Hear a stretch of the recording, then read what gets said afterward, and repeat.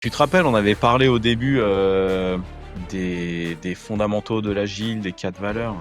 Tu te rappelles? Oui. On avait dit un produit opérationnel plus une documentation exhaustive. Les chiffres, les machins, les plans, les te te tout ça, c'est de la documentation, tu vois? Il faut un plan, mais un plan adaptable, tu vois? Il faut des choses, mais arrêtons de noyer l'humain, de noyer le bon sens. Arrêtons de noyer le bon sens sous les outils, sous les chiffres, sous la documentation, sur tous ces trucs-là. Remettons le bon sens et l'humain et l'outil opérationnel sur le devant de la scène.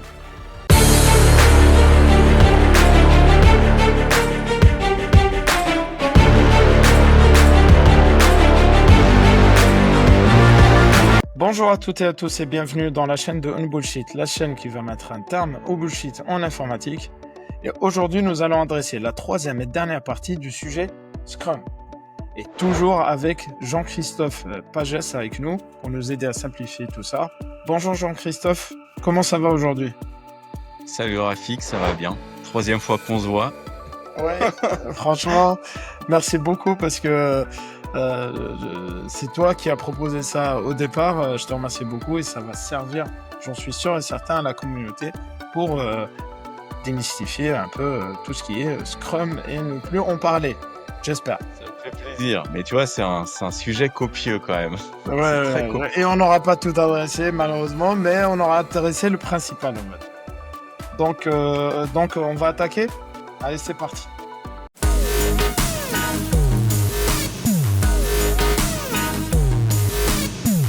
Alors, c'est parti. Aujourd'hui, nous allons adresser deux chapitres, les deux derniers chapitres. Ça va être le sujet estimation et on finira par le meilleur. Le meilleur pour la fin, le rôle de Scrum Master. Master. Yes.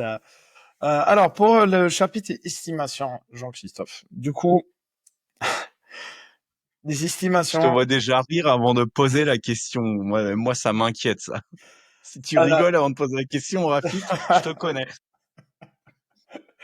non, très honnêtement, Jean-Christophe, je vais le dire. Je vais le dire et je vais pas avoir honte de le dire. Très honnêtement. On ne sait pas estimer et on ne sait pas si ça sert à quelque chose. Voilà. Voilà. Je clôt le débat. Les gens qui disent oui, c'est le poids, c'est machin et tout. Voilà. Donc, la première question que j'ai envie de poser, est-ce qu'on est obligé d'estimer nos items? Voilà, je reprends le mot item. Attention. Nos items dans un cadre de travail Scrum. Écoute, très très bonne question et c'est d'ailleurs une question qu'on me pose pas mal. La réponse c'est non, on n'est pas obligé. Scrum n'oblige pas à faire des estimations. Tu sais, on en avait parlé, on avait dit que bien souvent, au travers des formations qu'il y avait autour de Scrum, il y avait pas mal de bullshit qui était transmis de génération en génération. Les estimations en font partie. Je vais pas dire que c'est du bullshit d'estimer, mais d'obliger les équipes à le faire, par contre, ça en est. Hem, Qu'est-ce que tu veux savoir d'autre sur les estimations? À part que c'est pas obligatoire. Alors, derrière, j'avais prévu de te demander comment estimer, si on doit estimer, OK. voilà. Parce qu'il y en a qui le font, voilà, c'est très généraliste, j'ai envie de dire. Et d'ailleurs, OK. quelle est la bonne méthode et ton avis sur le no estimate? OK. Oh là, ça fait beaucoup de questions. Ouais, donc on Hem, va commencer par la ouais, première. mais je vais y aller tranquillement. Voilà, OK. exactement. Scrum, en fait, il te parle pas d'estimation à proprement parler, il te parle de dimensionnement, il te parle de sizing, dimensionner les items. Ça veut dire que tu es pas obligé de faire, ce qu'on appelle des estimations relatives, de faire, tu sais, les fameux points d'effort, 1, 2, 3, 5, machin, sur la suite de Fibonacci. Tu es pas obligé de faire ça. Sizer, dimensionner, ça peut avoir donc différents aspects. Ça peut être différentes façons de dimensionner les items. Il existe plusieurs façons d'estimer, de dimensionner. Bah, la plus courante, pas en agile, mais la plus courante, il fut un certain temps, mais qui existe encore un peu, c'est l'estimation absolue. C'est en jours hommes, c'est en heures hommes aussi. C'est combien de jours vous allez prendre pour ça. Tu sais, à l'époque, J'ai aussi été chef de projet. Il y en a encore et je dis bonjour à mes amis chefs de projet. On aimait bien justement pour faire notre plan, pour estimer, les délais, le budget et tout, justement avoir, une estimation un petit peu globale, mais plutôt en nombre de jours. Ça nous aidait beaucoup.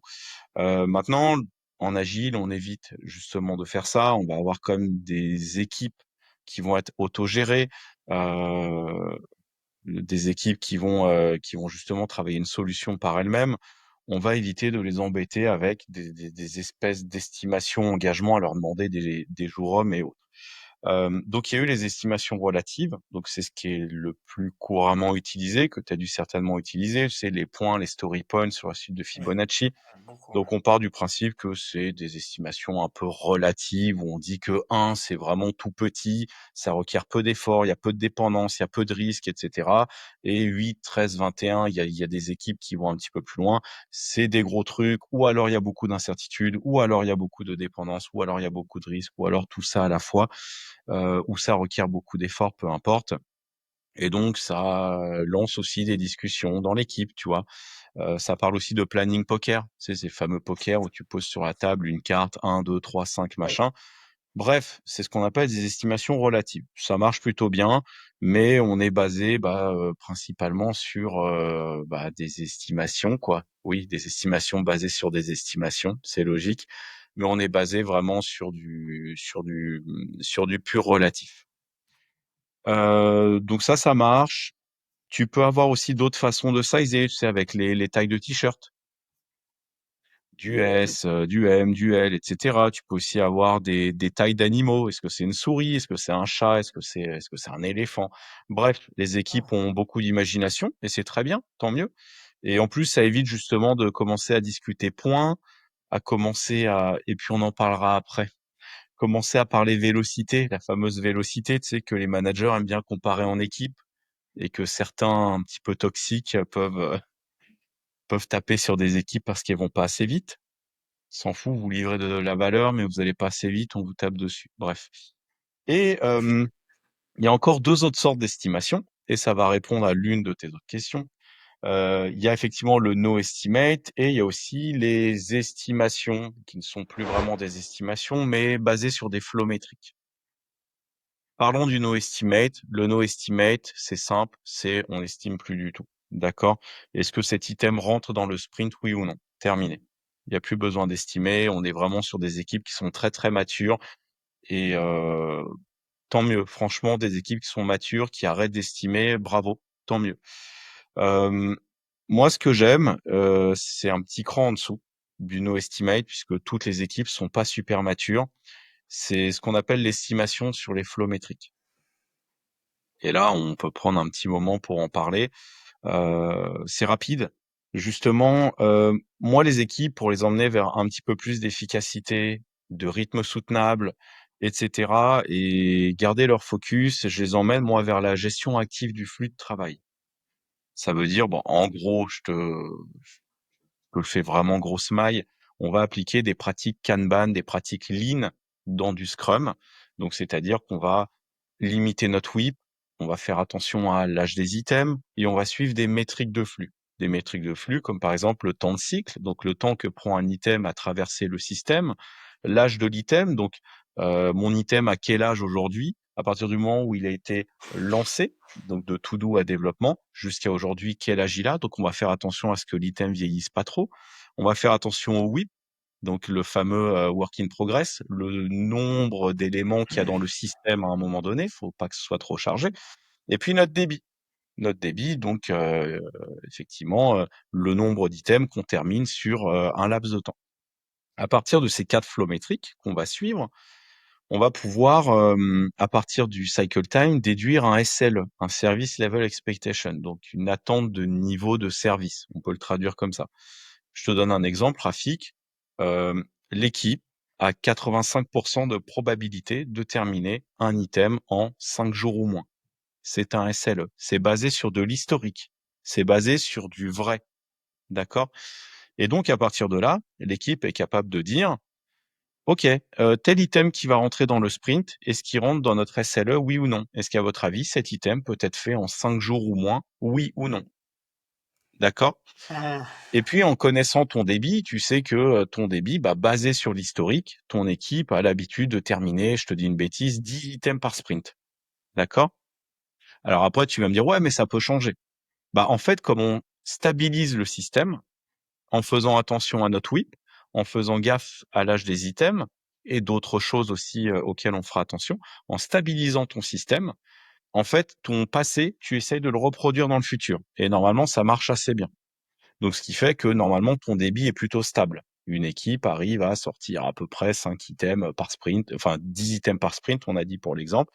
Et donc, je suis capable de dire que dans ce sprint, on peut aller jusqu'à normalement 10 items. Mais 10 items qui ne font pas n'importe quelle taille, Rafik.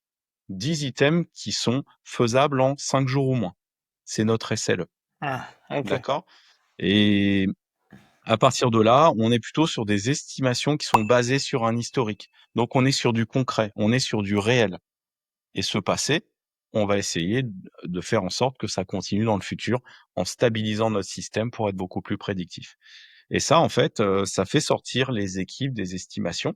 Donc on arrête avec les plannings poker, les 1, 2, 3, 5, 8, machin. Maintenant, la question qu'on pose, c'est est-ce que ça rentre dans notre SLE, oui ou non? Est-ce que cet item-là, en refinement, qu'on est en train de refiner, est-ce qu'il peut être fait en, tiens, 85% de proba de faire en 5 jours au moins? Est-ce que cet item, à votre avis, peut être fait en 5 jours au moins? Et les devs disent, ah bah non, et alors il faudra le redécouper. Ou oui, c'est bon. On sait qu'on a une capa de 10 par sprint, à condition que chaque item fasse 5 jours ou moins. Et donc là, c'est beaucoup plus facile. Ouais, là, on est d'accord, Jean-Christophe, pour ça. Il faut avoir une certaine maturité aussi pour les flow métriques. Parce Il y que a, il y a deux écoles, Rafik, là, tu mets le doigt sur un truc qui fâche. Tu mets le comme doigt sur un d'habitude, truc qui j'aime fâche. bien. Mais pas moi, tu sais, moi, je suis pas fâché, moi, moi, ça me va bien. Mais je parle avec des coachs qui disent, mais non, faut pas de maturité, on démarre direct comme ça. Ouais, pourquoi pas? Moi, je dirais, on n'est pas dans du Kanban pur. On est dans du Scrum with Kanban. En fait, on utilise des pratiques complémentaires de Kanban. Donc, limiter le whiff, faire gaffe à l'âge des items, etc., pour stabiliser ton flux. Et moi, ce que je dis, c'est qu'avant de mettre ça en place, c'est quand même bien que l'équipe ait les fondamentaux en Scrum. Parce que j'ai déjà dû une fois accompagner une équipe, c'était il y a un moment, où effectivement, j'avais mis ça en place et l'équipe n'avait pas les fondamentaux. Donc le problème, c'est qu'une équipe qui n'a pas les fondamentaux et qui gère bien son flux, bah, c'est pas terrible. Donc c'est bien qu'une équipe Scrum ait déjà ses fondamentaux avant d'aller plus loin. Et il y en a qui te diront non, on s'en fout, là c'est la gestion du flux. Si déjà une équipe dès le début prend le pli, qu'elle est focus sur son travail, qu'elle entame moins de travail, qu'elle finisse ce qu'elle commence, qu'elle fasse attention à l'âge des items pour quand on commence un item, on le termine rapidement, bah enfin c'est juste du bon sens. Elle peut déjà commencer comme ça et puis après elle va appliquer son Scrum comme il faut. L'avantage d'avoir un flux stable comme ça, c'est que, en fait, ton travail, il va couler. C'est pour ça qu'on appelle ça du flux. Ton travail, il va couler constamment. Ça va pas être, c'est comme des équipes qui lancent 10 items d'un coup, qui vont bosser dessus et qui vont tout livrer à la fin du sprint et le testeur, après, il est sous l'eau le dernier jour. Le testeur, il a 10 trucs à se manger dans la tête. Là, ce qui va se passer, c'est que ça va être du flux continu. Comme on va, enfin, du flux continu. Pardon. C'est pas du flux continu en Scrum. On va dire qu'on va stabiliser le flux, on va réduire le travail en cours. Donc, ça va être un vrai flux de travail. On va tirer les items au fur et à mesure. Donc, le testeur aura à manger au fur et à mesure. Il va y avoir de la valeur livrée au fur et à mesure. Tout ne va pas à la fin. Donc, on peut déjà valider des hypothèses pendant le sprint. On peut livrer des incréments pendant le sprint. Et ça, c'est juste génial. Ouais, ouais, c'est très clair. Et Jean-Christophe, moi, je te donne un cas. Moi, que je faisais. Et par rapport à ce que tu décris, il y avait des fois des items, je les voyais, on me dit, Rafik, tu pourras faire, enfin je fais un peu moins parce que c'était l'époque pur développeur, pur codeur, pardon. Euh, tu vois, Jean-Christophe, j'applique les bons mots au fur et à mesure, hein. Bravo, bravo, bravo, Rafik. Je disais, ouais, ça, honnêtement, je ne sais pas si c'est 13-8 ou 21, mais je sais que je peux le terminer d'ici 3 jours. C'est-à-dire dans la durée du sprint. Donc ça, est-ce que ce type de, parce que j'ai travaillé aussi avec des codeurs très expérimentés qui savaient aussi, c'est-à-dire quand on commence à nous décrire, on voit un peu comment est structurée la bête et on se dit ouais ça c'est tac tac tac. Donc normalement ça on a l'habitude, bam, c'est bon, je peux prendre et dans 2 jours ça sera livré. Et ça m'embêtait de mettre 8, 13 ou parce que moi je le dis, hein, les chiffres ça veut rien dire. Voilà. Ça Donc veut rien dire. je suis vraiment désolé, je le dis. Et des fois je donnais un chiffre juste pour dire un chiffre, Oui. pour faire Je plaisir te à un raconterai PO, une un truc comme anecdote ça. d'ailleurs. Ouais, ah oui, avec plaisir. Donc ça, est-ce que ce mode de fonctionnement, il rentre plutôt dans du no estimate ou dans le flow, metric flow, flow métrique? Les flow métriques, Les le flow fait métriques. de donner un nombre de jours, Pas tu sais, bah, forcément, je disais juste que je peux le finir dans le sprint, même si c'était pas ouais, ok, prévu, tu vois. ok. C'est finissable dans le sprint, ouais, ça peut se rapprocher du no estimate. Je veux pas dire de bêtises là-dessus, mais après, tu vois, on va plutôt dimensionner les items et les dimensionner, ça veut dire on va essayer de faire du right sizing. Ça veut dire est-ce que ça rentre dans ton SLE, oui ou non. Le fait de dire ça rentre dans le sprint, ça rentre pas dans le sprint, ouais. Mais après, si tu as des tickets qui rentrent dans le sprint, mais qui sont faisables en un jour, et un ticket qui rentre dans le sprint, imaginons tu as un sprint d'un mois, ticket qui est faisable en 20 jours, ça va pas être la même. Tu vois, ça va pas être la même chose. Donc, ce qu'on va chercher, et plutôt dans l'approche flowmétrique, ça va être du right sizing. Et ce qu'on tient justement dans notre SLE pour garder notre système stable. Ok. C'est plutôt ce qu'on va chercher. Et, Après, ouais, comme tu dis, les chiffres, ça veut vraiment rien dire. Et tu sais pourquoi on est passé aux estimations relatives plutôt que les estimations absolues? C'était justement pour se dire dans une équipe, tu as des juniors, tu as des seniors, tu as des compétences différentes et peut-être qu'une personne qui va mettre 2 jours à le faire, une autre, elle va mettre 4 jours à le faire. Donc on va pas demander: «Tiens, toi, tu peux le faire en combien de temps?» «4 jours». «Ah, ça fait beaucoup». «Toi, tu peux le faire en combien de temps?» «3 jours». «Ah, et toi?» «2 jours». «Ah, c'est bien, tiens, fais-le toi. Toi, tu le fais en 2 jours, tu vas travailler dessus». Tu vois? c'est On pour fonctionne éviter pas ça. comme Ouais. Ouais. comme l'équipe est autogérée, c'est pour ça qu'on est passé sur des estimations relatives, à dire, bah, voilà, pour l'équipe, effectivement, la complexité, l'effort, le risque, les dépendances, machin, machin, machin. Pour l'équipe, ça va prendre à peu près tant de points. C'est une opportunité pour discuter, pour dire: «Tiens, les extrêmes, il y en a un qui dit 1, il y en a un qui dit 8, super». Après, dans les flow métriques, ça n'empêche pas de discuter. On n'estime plus, mais OK, ça rentre dans le SLE, mais on peut quand même discuter. Ça empêche pas les discussions.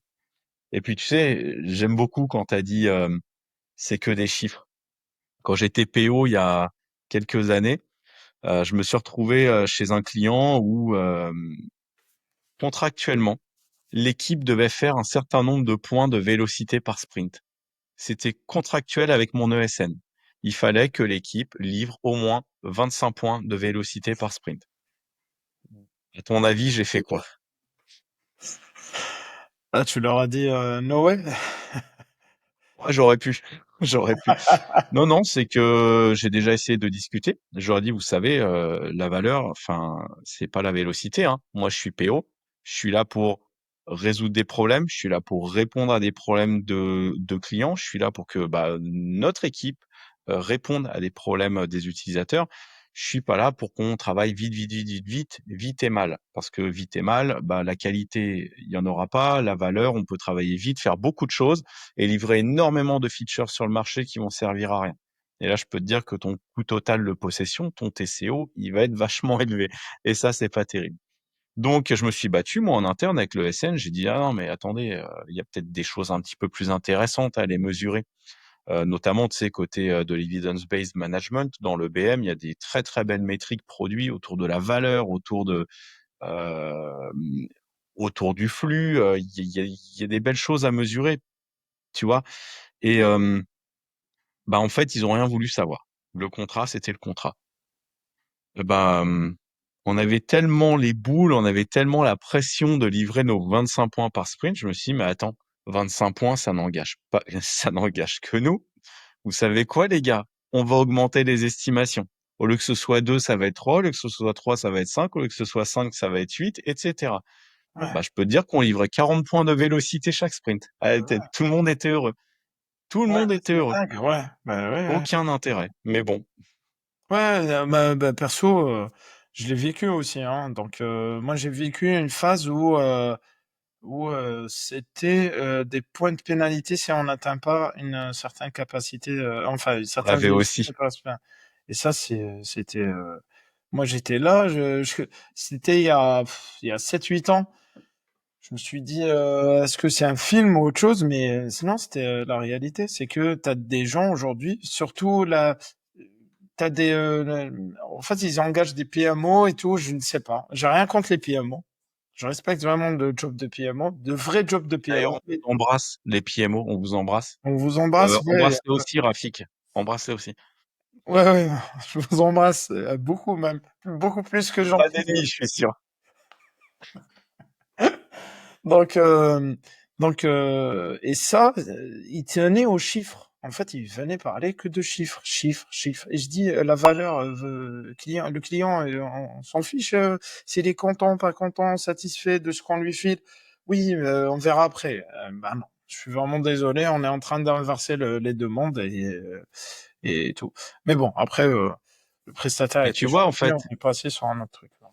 et tu vois, au final, Rafik, on va te dire à la fin, mais ça, c'est Scrum. Il faut estimer, il faut vous engager, il faut atteindre vos 25 points de vélocité. Sinon, bah, on va se prendre des pénalités. Ça, c'est Scrum, ça, c'est agile. Mais non, non, non, non. Et c'est pour ça qu'il y a des développeurs qui sont dégoûtés de ça, qui disent on peut pas blairer Scrum, on peut pas blairer l'agile, ce que tu veux, parce qu'on nous oblige à estimer, on nous oblige à nous engager, on nous pousse du travail dans les dents à chaque début de sprint. Il faut absolument qu'on termine. Tout ça, c'est non, non, non, non. Et on en a parlé, tu sais. Euh, Objectif de sprint, vous ajustez vous ajustez au fur et à mesure ce que vous allez faire pour atteindre l'objectif de sprint, votre plan au quotidien, etc., etc. Les estimations, vous n'êtes pas obligé d'en avoir. C'est, tu vois, il y a du bullshit qui s'est construit autour de tout ça. Oui, Et ce n'est complètement. pas Scrum, Ouais, ce n'est tu pas vois. Et c'est ça que j'essaye au quotidien justement de démystifier.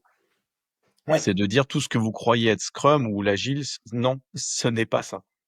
ouais, complètement en phase. Et d'ailleurs, juste le rappel, les liens s'affichent pour les deux premiers podcasts où on a vu normalement là, on a vu ce que vient de décrire brièvement euh, Jean-Christophe et qui a été vraiment détaillé surtout dans le premier podcast. Donc, allez à regarder, c'est vraiment un bijou. Euh, J'avais une question qui n'est pas prévue, mais j'ai une dernière question concernant le chapitre estimation. Jean-Christophe, je voudrais avoir ton avis sur ça, parce que beaucoup le font, hein. C'est la capacité. On se dit, avec l'expérience, c'est-à-dire on fait 1, 2, 3 sprints, on voit que l'équipe, la capa, elle est de 70 story points ou de jours home, j'en sais rien, un truc. Et on remplit, on remplit, on remplit, on remplit. On se dit, tant qu'on n'a pas ta capacité, on défonce on défonce le sprint. Ton avis sur ça? Euh, je crois, tu sais, qu'on en avait parlé à l'épisode 1. Euh, Faire ça, c'est penser qu'on peut être prédictible sur tout un sprint et se dire, ce travail-là qu'on va faire, c'est absolument le travail qu'il faut terminer pour avoir la valeur qu'on veut et il va absolument rien se passer de mauvais dans le sprint. Personne sera malade, personne n'aura de problème, personne ne va rester bloqué ou quoi. Ça n'a aucun intérêt. Et tu sais, c'est pour ça qu'on a parlé de l'objectif de sprint l'autre fois. C'est que l'objectif de sprint, il n'est pas là pour rien. On commence par définir l'objectif de sprint et à partir de là, qu'est-ce qui va nous permettre d'atteindre l'objectif de sprint? Ça permet de rester focalisé vraiment sur ce qui apporte le plus de valeur à l'utilisateur. Et c'est là justement, Rafik, que j'avais donné, il me semble, tu sais, des fois Oui, beaucoup, ouais, ouais. j'ai la tête qui peut dérailler, où j'avais donné cette astuce, c'est de se dire, on n'embarque que les items qui atteignent l'objectif de sprint. On, Moi, auprès de mes équipes, je m'assure qu'ils aient un bel objectif de sprint, mais pas un truc qu'on puisse atteindre à la fin du sprint. Il n'y a pas d'intérêt. Tu vois, un objectif qu'on peut atteindre au milieu du sprint, 2 tiers du sprint, je trouve que c'est bien. Après, tu vois, par exemple, pour un sprint de 2 semaines, écoute, Rafik, s'il y a que 4 ou 5 items qui atteignent l'objectif de sprint, on les prend pendant le sprint planning et on démarre le sprint avec ça. Ça a deux avantages. C'est que l'équipe déjà va rester focus sur l'objectif de sprint, elle ne va travailler que sur les items relatifs à l'objectif de sprint. et en plus, elle va pas blinder son sprint, donc elle va pas être tentée de travailler sur autre chose. Moi, la capacité, à la limite, je m'en fous, tu vois? Je m'en fous complètement et l'avantage, c'est que comme ton équipe, si elle a bien compris que le daily scrum, c'était pas un reporting, mais qu'il était là pour inspecter comment on progresse vers l'objectif de sprint et qu'on met notre plan à jour tous les jours et de se dire: «Tiens, en fait, tu vois, on a commencé à bosser là-dessus, bah, c'est peut-être pas utile, on va peut-être l'écarter». Ou alors pour atteindre l'objectif de sprint, on a découvert, tu vois, le travail émergent, on a découvert des choses pendant le sprint, il va falloir qu'on crée un item. Pas de souci, on en parle avec le PO, on crée un item à la volée et on travaille dessus. Et puis après, une fois qu'on a atteint l'objectif, écoute, on peut bosser sur autre chose. Moi, tout ce que je demande à l'équipe, c'est de pas créer de reliquat. Le reliquat, tu sais, c'est les items qu'on démarre et qui sont pas terminés Porter, à la fin du sprint. ouais. Il y a beaucoup d'inconvénients à ça. C'est que déjà, quand tu te pointes à la sprint review, tu te rappelles, transparence totale. On ne présente que ce qui est terminé, que ce qui est done. L'équipe, si elle a à moitié fini des trucs, elle va être tentée de les présenter. Déjà, c'est un manque de courage, c'est un manque de transparence vis-à-vis des parties prenantes. Ça veut dire qu'ils vont inspecter un incrément qui est pas terminé, donc ils vont prendre des décisions basées sur quelque chose qui est pas transparent, donc potentiellement des mauvaises décisions qui vont peut-être porter préjudice au produit et diminuer sa valeur, tu vois. Et le deuxième truc, moi, que je vois, c'est que bah, ces items-là, ils vont arriver certainement sur l'autre sprint. Normalement, un item pas terminé, il revient en product backlog. Mais entre toi et moi, on va pas se le cacher. Bien souvent, l'item, il arrive au sprint suivant. Qu'est-ce qui va se passer? C'est que on va être tiraillé entre objectif de sprint first. Faut atteindre l'objectif de sprint. On va travailler l'objectif de sprint. On est focus sur l'objectif de sprint parce qu'il faut l'atteindre. Mais en même temps, on est en train de se taper du reliquat du sprint d'avant et qui, lui, est en train de vieillir. Tu te rappelles mon âge des items? Et plus il vieillit, plus à la fin, le temps de cycle du ticket, donc le temps qu'il aura mis, il va être important. Et plus il est important, plus il va monter ton SLE. Ça veut dire que l'équipe, au lieu d'avoir 85% de chances de finir un item en 5 jours ou moins, bah, peut-être que ça sera 6 jours ou moins, peut-être même que ça sera 7 jours ou moins. Donc, faut faire gaffe à l'âge des items. Et là, je te mets face à ça. Quand tu es en début de sprint, tu fais quoi, Rafik? C'est l'objectif de sprint en premier ou c'est déjà limiter la casse en essayant de finir les tickets du coup d'avant qui ont vieilli pendant le week-end et qui continuent à vieillir? Bah, bon courage pour trouver la réponse. Franchement, ouais, ouais. Ouais. Et ça, on Et le vit. vaut mieux éviter le reliquat, tu Ah vois. oui, et là, ouais, ça, c'est, et je pense que, alors, c'est clair, hein, mais je pense que les gens aujourd'hui, il faut, là on le dit, il faut arrêter le reliquat, il faut réfléchir à objectif de sprint et tout. Mais Oui. franchement, c'est dingue parce que ça c'est pour le coup le reliquat. Moi, parfait, je suis pas un spécialiste Scrum en tant que toi. Ouais, voilà, je suis utilisateur beaucoup plus, développeur, mais ça me gênait, quoi. Ça me gênait et on me disait à chaque fois. En fait, ça s'inscrit dans une culture de Scrum bullshit à chaque fois. Ouais, c'est pas grave, on va faire un reliquat. Non, de tatati, la capacité, les trucs. Et au final, on perd la valeur ajoutée client, en fait, de vue. On la perd. Exactement. Oui.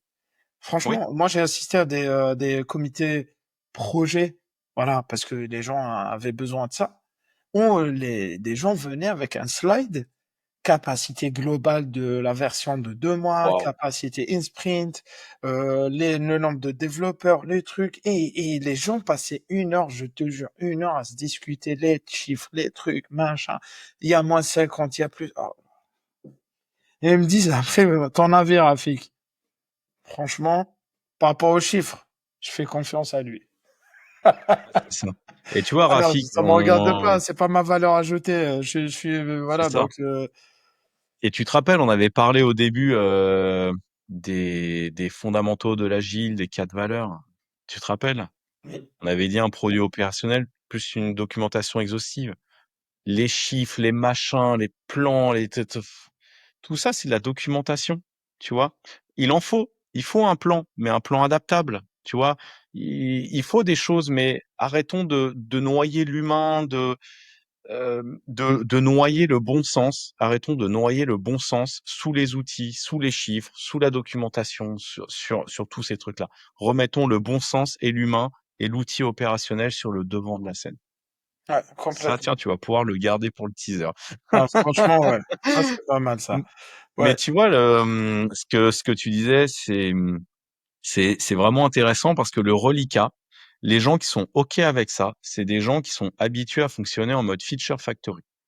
Ça veut dire, ce sont des équipes qui ne sont pas parties d'un problème utilisateur, d'une vision, d'une stratégie produit, objectif de sprint, et après on trouve les solutions pour atteindre des objectifs. C'est plutôt des équipes qui sont parties d'un cahier des charges, un truc où on croit tout savoir sur l'utilisateur alors qu'on n'a jamais été le voir, tu vois? Ça te rappelle rien.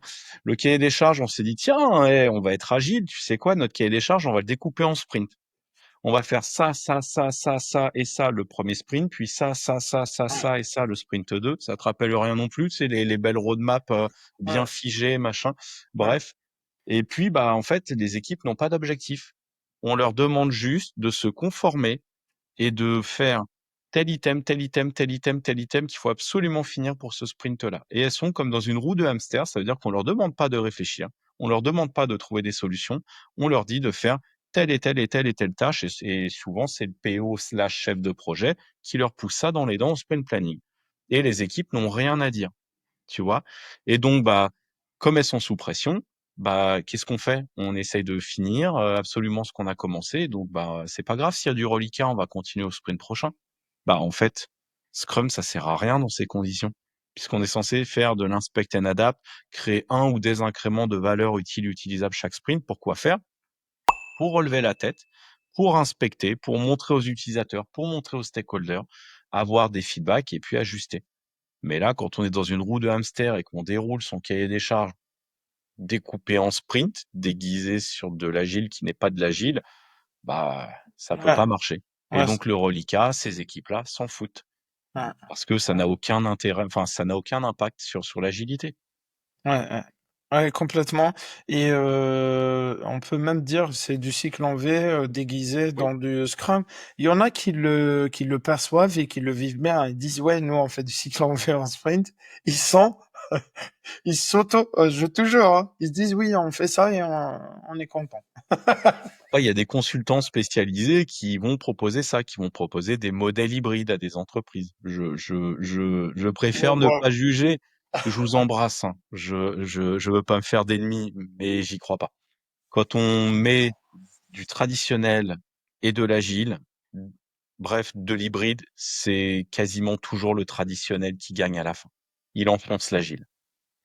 Tu vois? ouais, Donc on va complètement. retrouver les mêmes comportements, commandant de contrôle, le chiffrage, le plan, et cetera, et cetera. C'est toujours le traditionnel qui va gagner sur de l'hybride. Donc comment vous voulez changer, vous adapter à votre marché, être orienté plus sur l'humain et les utilisateurs si vous ne vous adaptez pas à votre marché, si vous ne vous adaptez pas à vos utilisateurs et que vous ne faites pas un minimum confiance en vos humains? Ouais, ouais, Pas complètement, ouais. possible. Ouais, complètement d'accord. Après, juste une petite note quand même. On n'est pas en train de dire, heu, tu me diras Jean-Christophe, que faites absolument Scrum. Faites un travail, Non, pas voilà. du tout. Si vous fonctionnez dans un cycle en V qui vous va et que où vos clients sont contents et satisfaits, Mmh. pas de souci, hein.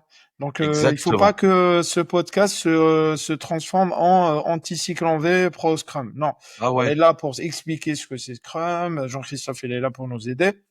Maintenant, si vous faites, voilà, parce que je fais le parallèle avec un domaine des sujets plus techniques.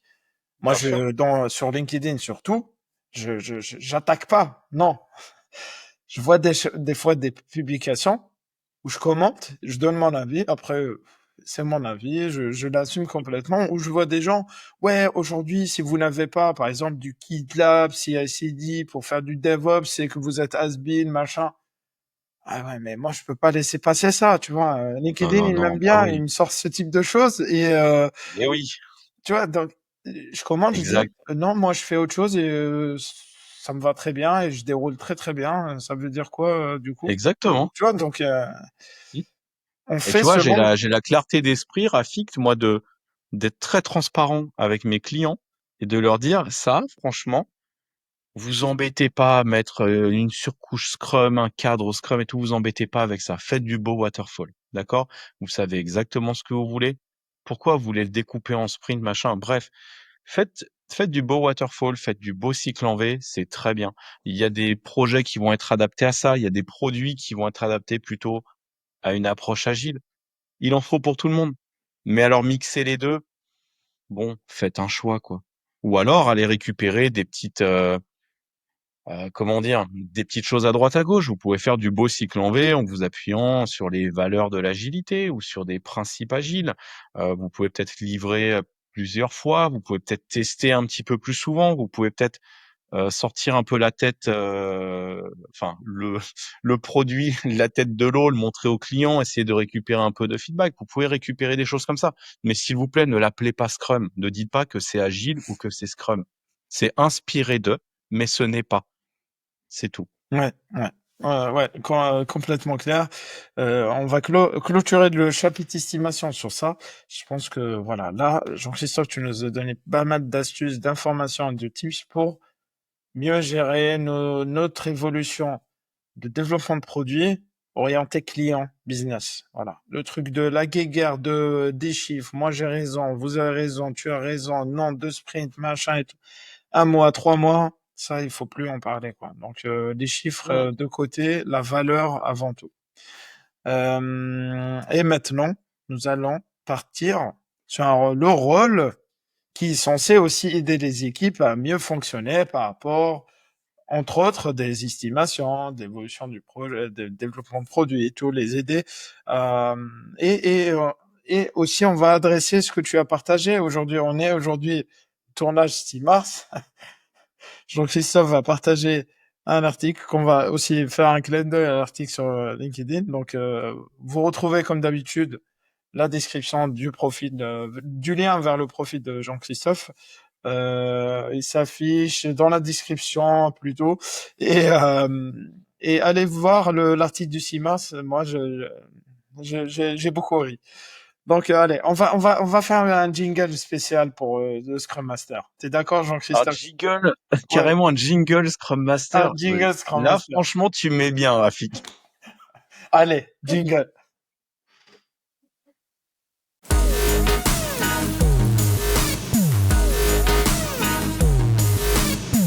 Très bien, bah c'est parti pour le dernier chapitre de cette série de podcasts dédiés au rôle du Scrum Master. Alors, première question, Jean-Christophe. Je crois qu'on a donné quelques petits tips par-ci, définitions autour de Scrum Master. Est-ce que tu peux nous rappeler, globalement, brièvement, en quoi consiste un Scrum Master, le rôle du Scrum Master? Alors effectivement, le Scrum Master, c'est l'une des trois imputabilités, l'une des trois accountability, si on utilise les mots anglais. On a parlé des développeurs, on a parlé du product owner, on sait ce que chacun fait, mais là-dedans, faut mettre un peu d'huile dans les rouages. Et il faut surtout que l'organisation comprenne comment est-ce qu'on fonctionne dans un mode empirique, tu vois, de découverte des solutions, comme on a parlé avec Scrum. Bah, le Scrum Master, en fait, il va servir à ça. Ça va être l'huile dans les rouages. C'est la personne, justement, qui va faire en sorte que l'équipe va rester efficace. Et moi, j'aime bien dire, en tant que Scrum Master, je suis redevable de l'efficacité de mon équipe. Ça veut dire, si mon équipe se prend des murs, si mon équipe ralentit, si mon équipe est tout le temps bloquée, si mon équipe est en galère, j'en suis redevable. D'accord? Et en tant que Scrum Master, il faut aussi vous poser cette question. Il faut aussi vous le dire. D'accord? Le Scrum Master, bon, effectivement, au-delà de simplement appliquer Scrum, faire comprendre Scrum, former à Scrum, c'est super. Mais le Scrum Master, souvent, ce que je vois, c'est qu'il reste dans sa petite bulle d'équipe, tu vois. Alors oui, c'est bien, dans l'équipe, il y a beaucoup de choses à faire. Il faut coacher sur l'autogestion, il va falloir coacher sur la pluridisciplinarité, on va s'assurer que les événements aient lieu, on va aider l'équipe à soulever les obstacles, etc., etc. Et surtout, le sujet principal, ça va être d'aider l'équipe à se focaliser sur des incréments à très haute valeur. Et c'est justement le but d'une équipe Scrum. Donc, si ton équipe n'est pas capable de créer un incrément de valeur utile et utilisable à chaque sprint, donc qui répond à la definition of done, tu en es imputable en tant que Scrum Master et tu es là pour les aider à ce que l'équipe crée ce ou ces fichus incréments chaque sprint. Voilà. Ça, c'est pour la partie équipe. Après, bah, ton Scrum Master va aider aussi ton Product Owner. Tu sais, il va l'aider à construire sa vision, son objectif de produit. Il va l'aider aussi à lui donner des astuces pour gérer son product backlog. Il va l'aider aussi à mieux parler avec les parties prenantes, tu vois, à apprendre à dire non, aussi identifier les parties prenantes, lesquelles sont des alliés, lesquelles ne le sont pas. Euh, Aussi, un truc intéressant, c'est que le PO, dans un environnement agile, il faut qu'il planifie empiriquement. Tu sais, c'est plus un gros plan sur 3 ans. Maintenant, c'est de la planification empirique. Alors, je sais plus si j'en avais parlé l'autre fois. Il y a des outils pour ça. Le Scrum Master peut en apporter au PO. Voilà. Donc ça, c'est top. Et le Scrum Master, la troisième chose, c'est que, et ça, c'est largement sous-estimé, c'est qu'il accompagne aussi l'organisation. Parce qu'on dit souvent, le Scrum Master, tu restes dans ton équipe. Il y a des coachs agiles qui accompagnent l'organisation. Non, coach agile, il n'est pas censé exister. En principe, c'est le Scrum Master qui est censé accompagner et son équipe ou ses équipes et l'organisation en même temps. Donc l'organisation, il va l'aider justement à planifier dans un environnement empirique. Donc ça veut dire faire des plans adaptables, tu vois. Conseiller aussi l'organisation sur comment est-ce qu'on fait de l'itératif incrémental, comment on se met dans une culture agile, on va aider chacun à comprendre euh, quel comportement avoir, quelle attitude avoir pour après engager une nouvelle culture. Et puis aussi, essayer d'accompagner le management qui peut parfois être une barrière par rapport à une équipe, tu vois, en demandant des mauvaises choses. Donc le Scrum Master va aussi aider le management à évoluer, à devenir des vrais servant leaders, des vrais serviteurs de l'équipe. Voilà en gros ce que fait le Scrum Master. Ouais, ouais. Et tu as dit un truc, enfin une chose, moi qui est clé, je dirais, c'est mettre de l'huile dans les rouages. Et c'est ça en fait. Les rouages, tu parles beaucoup plus des développeurs, product owners, enfin tous les gens. Et lui, il est là en train de voilà Mhm. de faire rouler. Et il n'est pas obligé d'être connaisseur, peut-être profond du domaine métier de ce qu'on produit. Jean-Christophe ou aussi, je ne sais pas. Est-ce qu'il est obligé Alors, d'être expert ou il est juste là pour comprendre globalement et essaie de donner des tips et des outils pour que ça aille mieux? ouais, alors tu sais, moi je suis mauvais dans les deux, dans l'approche métier, dans l'approche technique. L'approche métier, j'avais intérêt à être bon quand j'étais PO, au moins connaître le domaine d'activité dans lequel j'évoluais. Quand j'étais développeur, avant d'être PO, j'avais intérêt à être bon côté technique. C'est pas ce qu'on va attendre d'un Scrum Master, du moins d'un vrai Scrum Master. Lui, enfin moi du moins, je vais parler pour mon cas, je veux fâcher personne et je vous embrasse tous. Euh, Moi, je vais pas faire d'ingérence dans la partie métier ou dans la partie technique. Façon dont les lignes de code sont rédigées, les machins, je m'en fiche un peu. Par contre, tu vois, je vais pousser l'équipe à avoir des réflexions pour justement faire en sorte d'améliorer ces processus. Processus de codage, processus, j'en sais rien, dans la pipeline et toutes ces choses-là. Les tensions dans l'équipe, les conflits interpersonnels, on en a tout le temps. Tu vois, donc ça aussi, je vais aider l'équipe là-dedans. Tout ce qui est de l'ordre du recoupement des compétences. On veut une équipe pluridisciplinaire, ça veut pas dire que tout le monde sait tout faire, mais au moins on est capable, si une personne est absente ou si une personne quitte l'entreprise, de pouvoir continuer à livrer un incrément de valeur utile, Ouais, utilisable à ouais, chaque sprint. complètement. Donc pour Complètement. ça, je vais m'assurer aussi, je vais aider l'équipe à faire du recouvrement de compétences. Donc je vais peut-être l'accompagner, l'aider à ce qu'elle fasse des mini-formations, des choses comme ça. Bref, moi par contre, mon rôle, ce que ça ne va pas être, et je vais te le dire, je vais être ni le gentil organisateur, donc je ne vais pas faciliter les événements, et je vais pas non plus m'attaquer aux obstacles de l'équipe, et je vais pas non plus protéger l'équipe. Alors je t'explique pourquoi, parce que là je vois des gens qui tombent de leur chaise. Je suis pas censé faciliter les événements, d'accord? Je suis pas le secrétaire à envoyer les invitations et venir et machin, et toi tu dois dire ça, toi tu dois dire ça. Ça je le fais au début, quand une équipe est peu mature. C'est mon rôle de lui apprendre quel est l'objectif de chacun des événements. Tu vois, le Daily Scrum, c'est pas un reporting. Les gars, c'est quoi l'objectif de sprint? OK? Comment on progresse? Qui veut travailler avec qui aujourd'hui? Comment est-ce qu'on peut débloquer des petites choses? Etc., etc. Je leur montre un peu comment comment on fait les événements. Et après, c'est eux qui prennent la main dessus. D'accord? Moi, je vais juste m'assurer que les événements, bah, ils aient bien lieu, hein, qu'ils soient positifs, donc qu'on se tape pas sur la gueule, qu'ils soient productifs, donc ça veut dire que ça répond à l'objectif de l'événement, et qu'ils soient gardés dans la time box. D'accord? Moi, je vais m'assurer de ça. Après, l'équipe, elle fait son événement, elle devient mature là-dessus. Elle devient mature sur les événements. Euh, M'attaquer aux obstacles et bloquants de l'équipe, c'est non, pas toujours. Faut pas oublier que l'équipe est autogérée. Ce que tu fais à leur place, c'est quelque chose qu'ils ne feront plus. Ça veut dire que le jour où tu pars, ah bah il y a plus personne, il y a plus papa, il y a plus maman pour me retirer les obstacles. Donc moi, ce que je fais, c'est que tant que l'équipe est autogérée, je vais poser des questions.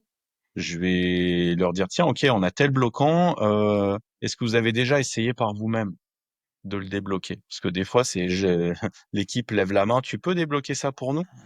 Bah, est-ce que vous avez déjà essayé vous-même? Oui, on a essayé. Et machin ne répond pas, ou alors il y a tel manager qui machin machin. Et là, ok. Là après, si ça dépasse les capacités d'autogestion de l'équipe, là je me relève les manches.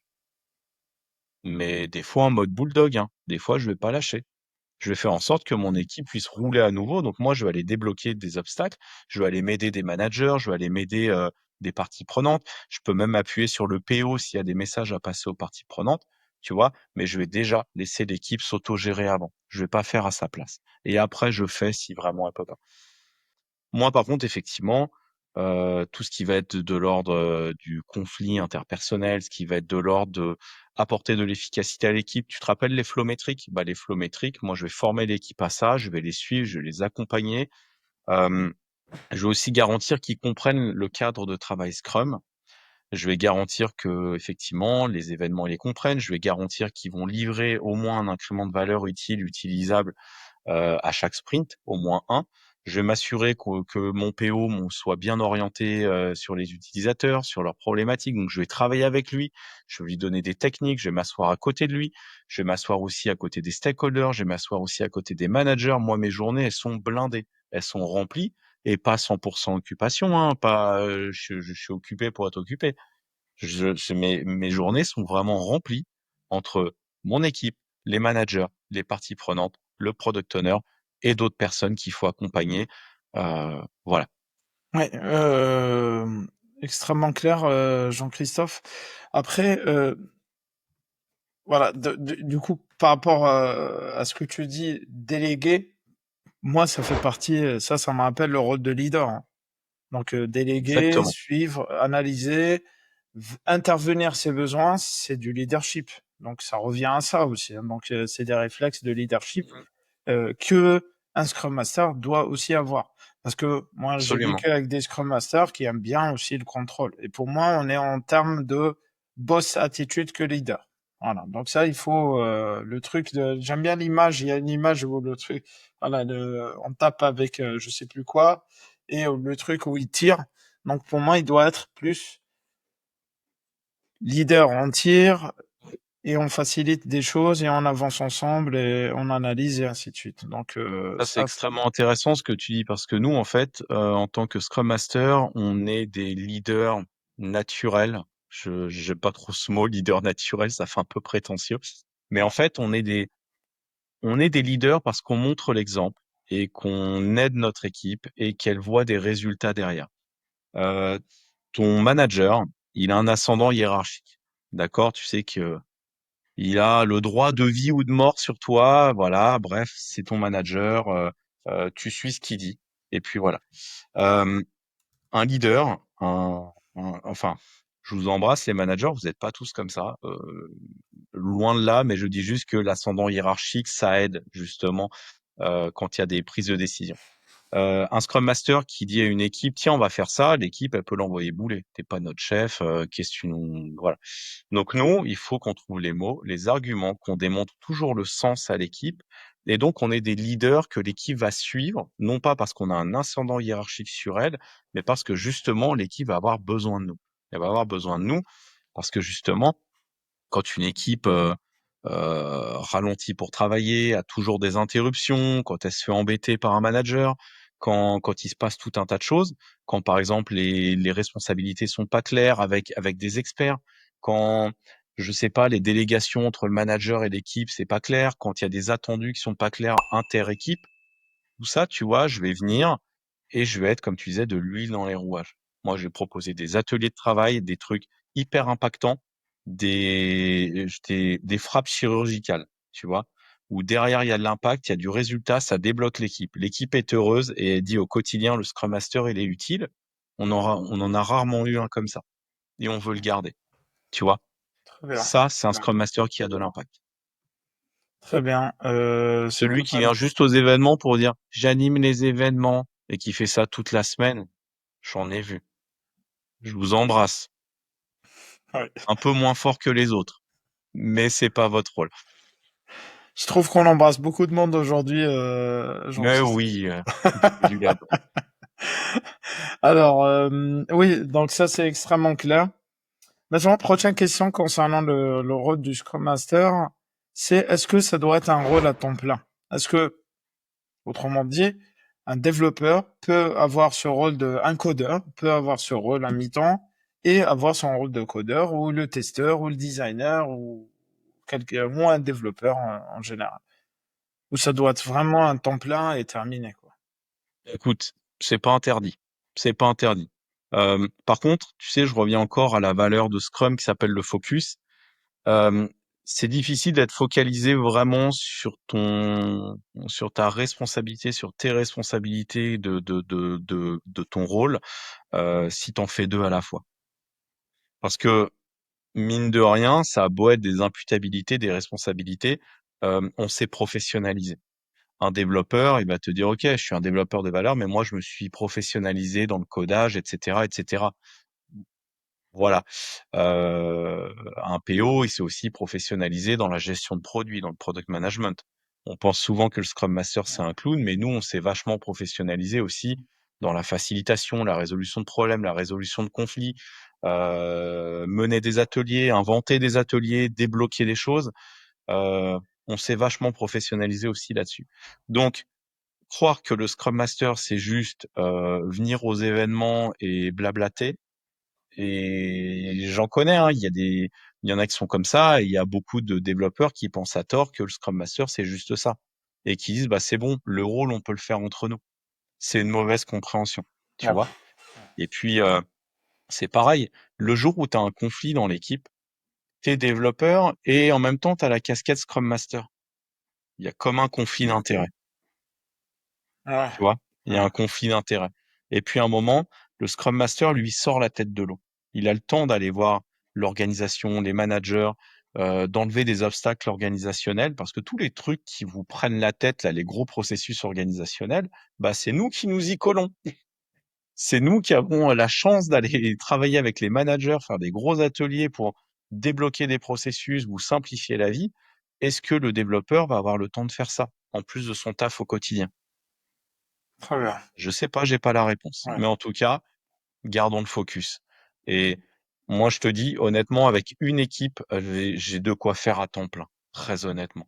Alors imagine, là, j'ai pu en prendre deux parce que ma première équipe est devenue assez mature. Donc là, je l'aide d'un petit peu plus loin. Ma deuxième équipe, je l'accompagne un peu, allez, on va dire, je suis à 30%, 70% entre les deux équipes. Mais honnêtement, je ne peux pas prendre une troisième équipe, c'est impossible. Impossible, impossible. Très bien, c'est très clair, Jean-Christophe. Et c'est surtout que là, tu as dit un autre mot-clé aujourd'hui, aussi, comme d'habitude à chaque podcast, c'est le rôle professionnel, la professionnalisation, j'ai réussi à le dire, du rôle de Scrum Master et c'est ça qu'il faut souligner. Moi, pourquoi j'ai posé la question? Parce que je vois beaucoup de gens qui se disent oui, on n'investit pas sur un rôle de Scrum Master, oui, parce que voilà, parce que en fait, dans la tête des gens, moi, ce que j'ai vécu par expérience, c'est le Scrum Master, il est sur un projet avec les développeurs, il doit plus sortir de ça, de là. Et là, tu es en train de dire non. En fait, il est avec le projet, il peut aller voir les managers, les parties prenantes, peut prendre des billes, faciliter des choses, essayer de débloquer des choses. Donc, voilà. Donc, ça, c'est très important ce qu'on est en train de dire. Surtout les Scrum Master qui regardent, hein, basé sur ce que nous dit Jean-Christophe. Ne restez pas Et surtout avec ceux que j'ai avec qui j'ai travaillé, peut-être ils regarderont ce podcast, j'en sais rien, mais c'est-à-dire quand on est à l'équipe tout le temps, faire le sympa, le gentil, protéger, tout ça, on est en train de dire que non. Il faut rester C'était ça, professionnel. Rafik. C'était protéger l'équipe. Ça me revient. Ah, c'était Excuse-moi. protéger, voilà. Donc, Protéger l'équipe. Et j'avais dit que non. Non, non, non, non, non. Si vous protégez l'équipe de tout, ça veut dire qu'elle sera incapable de se protéger elle-même. Donnez-lui des clés pour se protéger. D'accord? Donnez des clés à votre équipe pour apprendre à se protéger elle-même. Elle doit savoir dire non. Vous n'êtes pas le passe-plat à chaque fois. Vous n'êtes pas là pour protéger l'équipe des balles. D'accord? Il faut aussi que l'équipe ait des interactions avec les parties prenantes. OK? Et vous, par contre, ouais, vous pouvez aller discuter avec les parties prenantes et les coacher les parties prenantes, leur expliquer justement quelles interactions sont positives ou moins positives pour l'équipe. Ça, c'est intéressant. Mais l'équipe, ouais, OK, vous allez dire: «Ouais, mais il faut la protéger des interruptions». Oui, il faut la protéger des interruptions, mais l'équipe, elle peut aussi elle-même se protéger des interruptions. Il faut lui apprendre à s'auto-protéger des interruptions. Elle est autogérée. Donc on va lui apprendre tout ça. Pardon, excuse-moi, Rafik, non, non, non. je finis la parenthèse, on a Tu fais bien parce que ça allait dans la continuité de ce que je disais. Et voilà, donc leadership, mettre de l'huile dans les rouages. Moi j'aime bien voilà, faire le parallèle avec la vie réelle. Hein. Voilà, leadership, C'est ça, mettre la vie dans les rouages. Aussi, ouais. c'est ça. De l'huile Tu dans les sais, rouages. et tu sais, en plus, il y a une triste réalité. Et ça, je vais te le dire. La triste réalité, c'est que le Scrum Master, c'est l'un des seuls de l'équipe qui ne délivre rien. Un développeur, ça délivre du concret. Tu vois, ça délivre un incrément, c'est du concret pour l'utilisateur. L'utilisateur l'a entre les mains. Le product owner, sans lui, il n'y a pas de vision, il n'y a pas de pourquoi, il n'y a pas de quoi, il n'y a pas de boulot, en gros. Voilà. Mais le Scrum Master, il a le rôle ingrat de dire je ne délivre rien. Et là, bah, les gens disent, en gros, il délivre du vent. C'est du vent pour l'équipe. Ce gars-là nous coûte et il délivre aucun incrément. Mais ce qu'il faut voir derrière, c'est que si les développeurs délivrent un incrément, c'est parce que le Scrum Master, il fait un travail de ouf derrière. Enfin, la plupart des Scrum Masters. Il y en a, bon, Enfin, un euh, vrai Scrum Master. peu qui soient peut-être un petit peu plus juniors, qu'ils apprennent, il n'y a pas de souci. Après, un Scrum Master un petit peu plus capé, un petit peu plus développé, c'est exactement tout ce que je t'ai raconté depuis le début Ouais. sur l'imputabilité du Scrum Master. Et là, bah, en fait, on va être vraiment garant de l'efficacité de l'équipe et on met nos tripes dedans. Tu vois, si l'équipe est plus capable de délivrer un incrément, si elle est embêtée tout le temps, qu'elle se tape du reliquat tout le temps, qu'elle passe du temps de non-qualité dans des réunions à droite à gauche, on en est responsable. On en est responsable. Moi, c'est mon rôle aussi de débloquer mon équipe, de lui enlever tout ce qui est inutile, de la faire s'interroger aussi sur les pratiques, de la faire s'interroger sur est-ce qu'on gaspille des choses, de la faire s'interroger sur est-ce que les managers sont aidants ou pas. Comme ça, moi, ça m'aide aussi à les coacher. Tu vois, on a tout le temps les yeux partout et on débloque tout un tas de choses dans l'ombre sans que les gens le voient Je vois. forcément au travers d'ateliers où il y a du monde, c'est visible. Complètement clair. Donc voilà, leadership professionnel, avoir les yeux partout, ça c'est important, pas que sur l'équipe, mais aller à l'extérieur. Parce que moi, j'en connais bien pas mal qui étaient vraiment focus, les yeux que sur l'équipe, ils regardaient pas ce qui se passait ailleurs. Et quand ça marche pas, bah je ne comprends pas pourquoi ça marche pas et tout. Mhm. Et là, on est en train de dire avec Jean-Christophe que faut aller à l'extérieur, voir ce qui bloque, ce qui pêche. Peut-être il y a des relations interpersonnelles qui vont pas bien entre les développeurs et les parties prenantes. Ça peut exister, on l'a vécu. Et oui. Et mettre Et de même l'huile peut-être, tu dans sais, entre parties prenantes, et ça fait des effets négatifs sur le PO, sur l'équipe, sur le produit. Toi, tu pourrais dire non, non, c'est pas mon équipe, ça me regarde pas. Mais à partir du moment où ça a un impact dessus et que ça affecte l'efficacité de ton équipe, vas-y. Et honnêtement, comme c'est des parties prenantes, on va se parler d'obstacles organisationnels. Là, clairement, ça va peut-être dépasser les ouais, capacités ouais, d'autogestion de l'équipe. Par contre, tu vas peut-être pouvoir amener le PO avec toi. Tu vas dire, vas-y, il faut qu'on débloque ça parce que ils n'arrivent pas à s'accorder. Lui, il a une vision, l'autre, il a une vision. Alors, est-ce qu'ensemble, PO, toi et moi, est-ce qu'on peut peut-être éclaircir des choses? On refait un atelier vision avec eux et avec l'équipe. Est-ce qu'on rééclaircit des objectifs? Est-ce qu'ils peuvent pas se blairer dans les cas, dans ce cas-là, il va peut-être falloir qu'on prenne une autre décision, qu'on a s'appuyer sur des managers ou des ressources humaines et tout.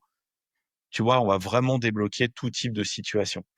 En Ouais. plus de mettre de l'huile dans les rouages au quotidien et que l'équipe ait du plaisir, du sens dans ce qu'elle fait et qu'on délivre de la valeur et que ce soit correctement mesuré et que l'utilisateur, au final, ait de la qualité et que ça rapporte à l'entreprise.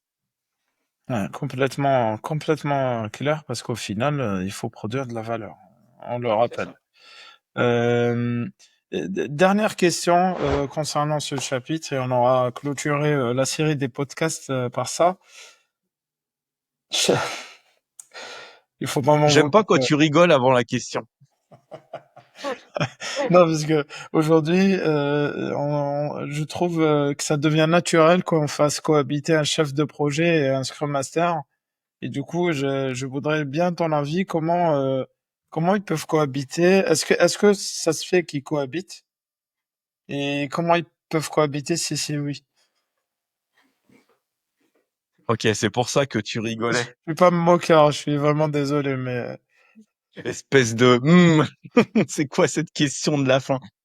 Euh, ouais, t'as plusieurs cas de figure. Bah, tu vois, typiquement dans l'hybride, on en parlait tout à l'heure, le mélange du traditionnel et de l'agile. ouais. C'est le traditionnel qui va gagner à la fin. Parce qu'on est dans des organisations qui, et c'est normal, hein, qui ont des difficultés à accepter qu'on est dans un marché changeant et qu'il faut faire de l'adaptatif.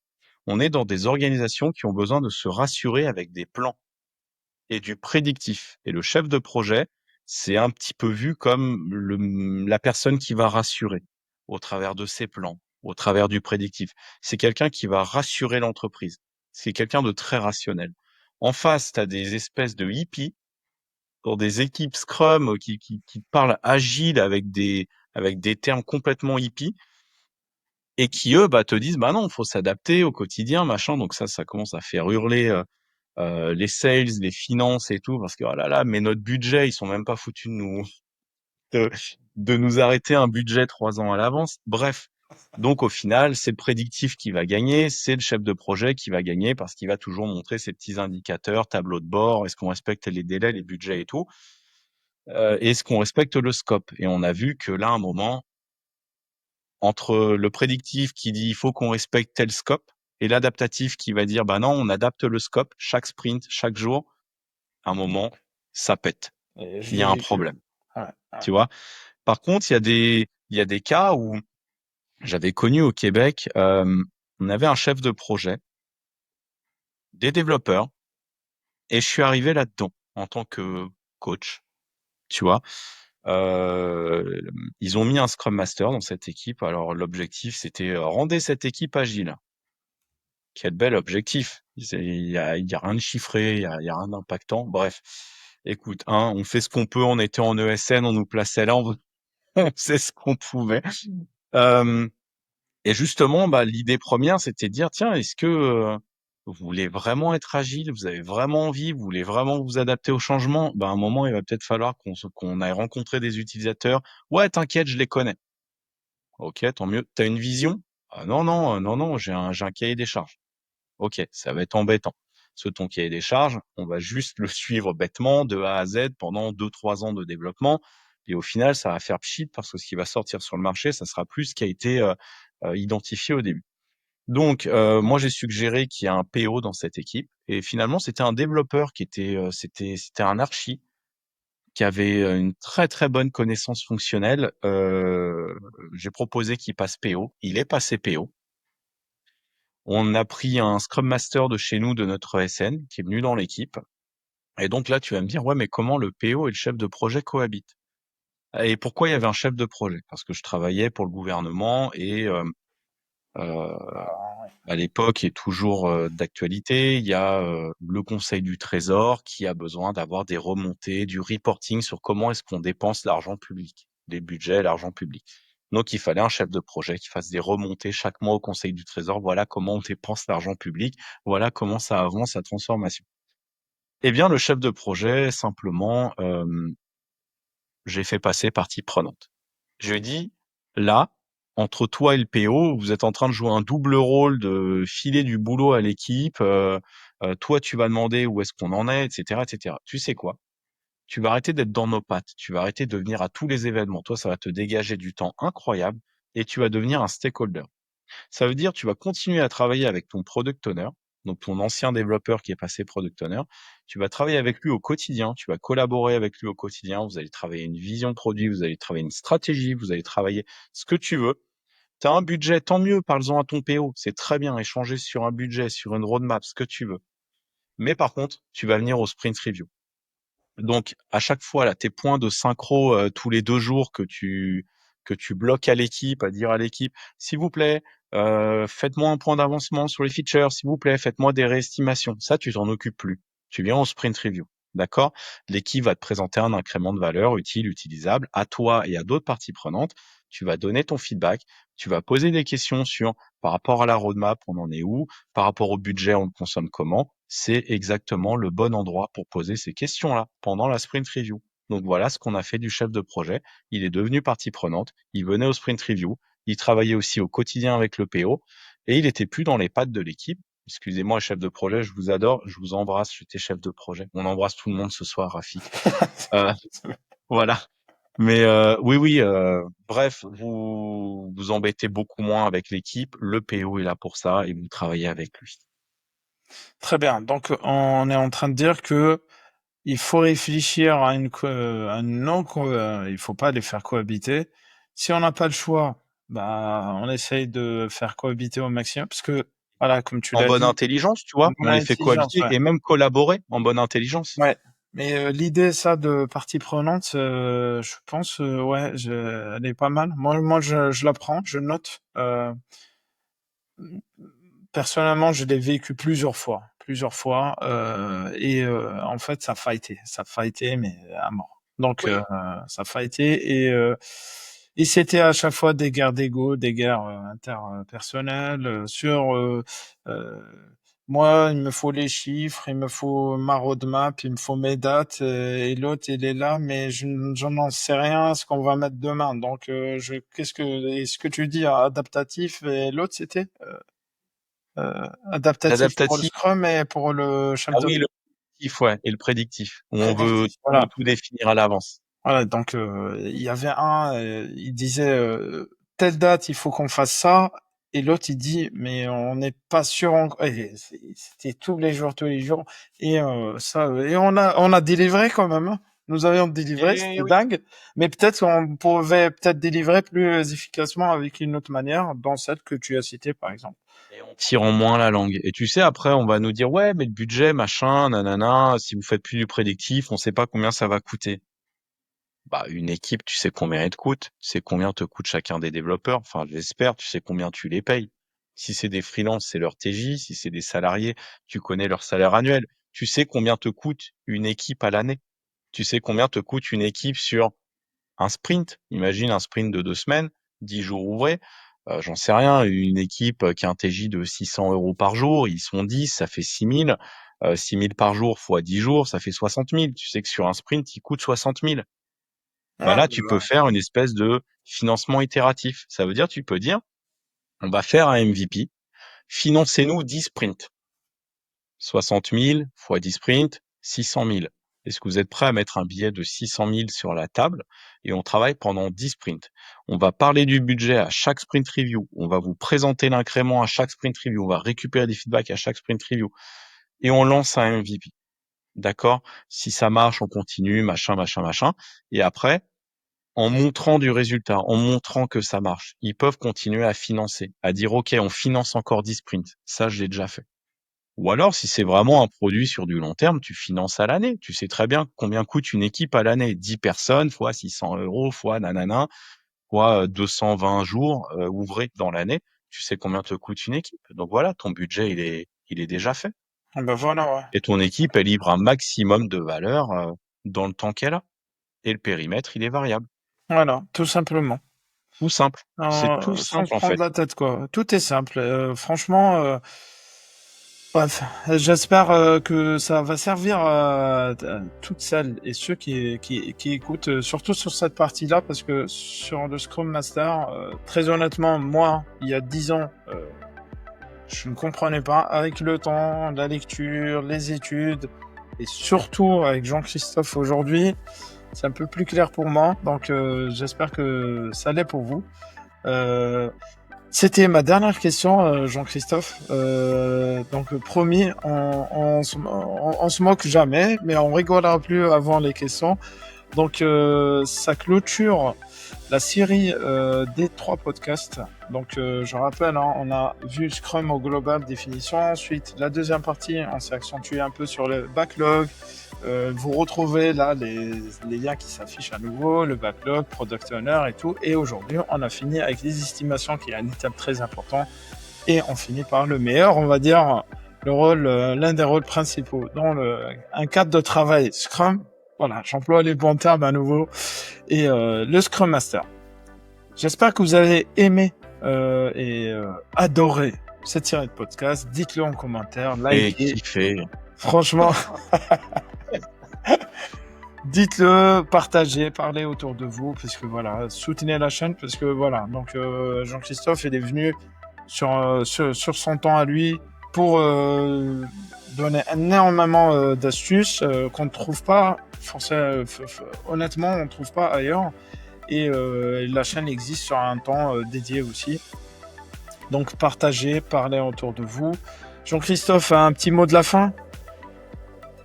Ouais, surtout, vous me connaissez maintenant, vous savez comment je travaille. Des fois, je peux être un petit peu borné sur des choses, mais j'ai mes valeurs, j'ai mon intégrité.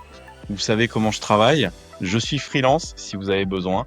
Je suis votre Scrum Master et ou votre coach agile et prêt à vous accompagner dans vos défis. Très bien, bah écoute Jean-Christophe, c'est noté. Vous retrouvez à nouveau, je le dis, parce que peut-être il y a des gens qui regardent la première, deuxième partie ou tout le podcast. Le lien vers le profil de Jean-Christophe, allez le suivre, très honnêtement. Vous apprenez tous les jours. Des profils comme ça qui partagent du contenu gratuitement via LinkedIn, vraiment, on ne trouve pas partout. Ok? Donc, et merci beaucoup Jean-Christophe pour cette série de podcasts.